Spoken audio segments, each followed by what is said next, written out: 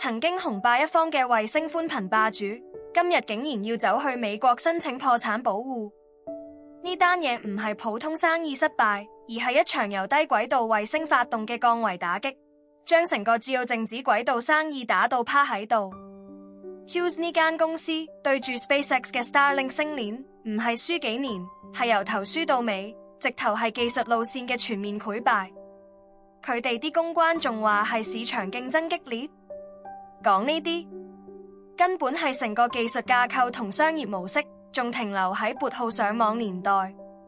佢哋嘅 GEO 衛星服務延遲高、速度慢、成本貴，就好似你喺中環仲用緊傳呼機，但全香港人都已經用緊5G手機咁荒謬。你點同人鬥？等我同你拆解下點解佢哋會死得咁難睇。首先，GEO衛星離地36000公里，信號一來一回已經成半秒，打機視訊根本係噩夢。Starlink 喺幾百公里低軌道飛，延遲低幾倍。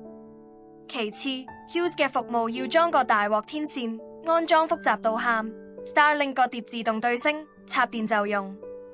最後成本控制完全冇得比 ，SpaceX 用自己火箭大量發射，將每顆衛星成本壓到極低。Hughes 仲用緊傳統發射商，貴到飛起。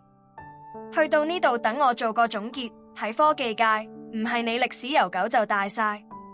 當對手用緊可重用火箭同規模化生產顛覆遊戲規則，你仲喺度慢慢嘆緊GEO嘅老本，咁嘅思維唔執笠都對唔住班股東啦。